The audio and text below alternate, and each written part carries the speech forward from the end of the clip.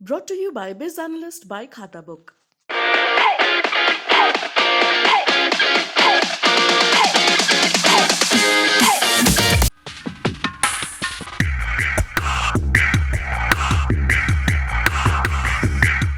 वंदे भारत, मैं हूं सांची त्यागी। आप देख रहे हैं भारत तक। रूस यूक्रेन के बीच का युद्ध अब निर्णायक मोड़ पर आएगा या नहीं, इसको लेकर अभी भी कई प्रश्न चिन्ह खड़े हो चुके हैं। लेकिन इतना जरूर है कि इस युद्ध की वजह से बाकी देशों को परेशानी हो रही है। खास तौर पर वैश्विक स्तर पर अर्थव्यवस्था और उससे जुड़े व्यापार पर भारी असर हुआ है।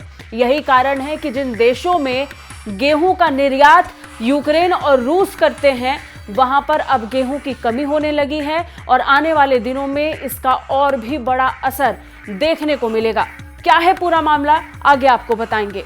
विश्व में फैली युद्ध से अशांति की खबरों के बीच महंगाई की मार और इससे होने वाली खाने के सामान की कमी का संकट अब गहराने लगा है। रूस यूक्रेन के बीच जारी युद्ध में अब तक कोई निर्णायक मोड़ नहीं आया है। यही वजह है कि दोनों देशों के बीच जारी तनाव का असर अब बाकी देशों पर पड़ने लगा है। गेहूं के दो मुख्य उत्पादकों रूस और यूक्रेन के बीच युद्ध के कारण मध्य पूर्व और उत्तरी अफ्रीका के देशों में गेहूं की भारी कमी हो गई है। बता दें, भारत और चीन के बाद सबसे अधिक गेहूं की उपज रूस में होती है और रूस विश्व में गेहूं का सबसे बड़ा निर्यातक भी है। वहीं बात अगर यूक्रेन की करें तो यूक्रेन विश्व के 5 सबसे बड़े गेहूं के निर्यातकों में से एक है। रूस और यूक्रेन से सबसे ज्यादा गेहूं मध्य पूर्व और उत्तरी अफ्रीका को मिलता है। हालांकि फिलहाल ऐसा नहीं है। दोनों देशों के बीच जारी युद्ध ने इस व्यापार को गंभीर रूप से प्रभावित किया और आयातक देशों में गेहूं की भारी कमी हो गई है।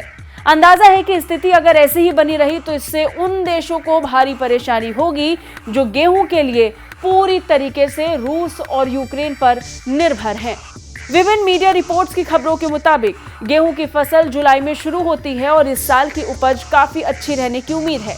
अगर परिस्थितियां सामान्य रहीं तो वैश्विक बाजार में गेहूं की प्रचुर आपूर्ति होगी। लेकिन यूक्रेन में युद्ध लंबा खिंचता है तो देश में गेहूं की फसल प्रभावित हो सकती है।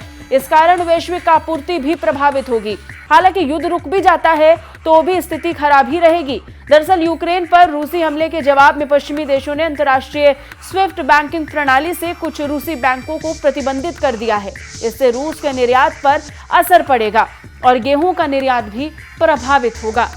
मध्य पूर्व के देश यूक्रेन और रूस से ही अपनी जरूरत का गेहूं आयात करते हैं। तुर्की अपनी जरूरत का आधा हिस्सा ही देश में उत्पादित करता है। अपने गेहूं आयात का 85% हिस्सा तुर्की रूस और यूक्रेन से खरीदता है। साल 2021 में तुर्की ने यूक्रेन से रिकॉर्ड स्तर पर गेहूं का आयात किया, जिसका मतलब है कि इसका सबसे ज्यादा असर तुर्की पर पड़ने वाला है। तुर्की पहले से ही आर्थिक तंगी की मार झेल रहा है और उसकी मुद्रा लीरा में भारी गिरावट देखने को मिली। तुर्की में खाद्यान्न की कीमतें आसमान छू रही हैं और लोगों का मुख्य आहार ब्रेड काफी महंगा हो गया है। आम लोग महंगी ब्रेड खरीद नहीं पा रहे हैं, जिस कारण सरकार आम लोगों के लिए सस्ती दरों पर ब्रेड दे रही है। लेकिन गेहूं के आयात पर असर पड़ने से लोगों के लिए ब्रेड खरीदना और मुश्किल हो जाएगा और सरकार भी आम लोगों को सस्ती ब्रेड देने में असक्षम हो जाएगी। फिलहाल विशेषज्ञों का मानना है कि गेहूं की कमी के कारण लोगों के अंदर विद्रोह भी पैदा हो सकता है, जिसके बाद अन्य देशों में इसको लेकर भारी विद्रोह देखने को मिल सकता है। इसी के साथ बस इतना ही। बाकी रक्षा और विदेश मामलों से अपडेट रहने के लिए देखते रहिए भारत तक। जय हिंद।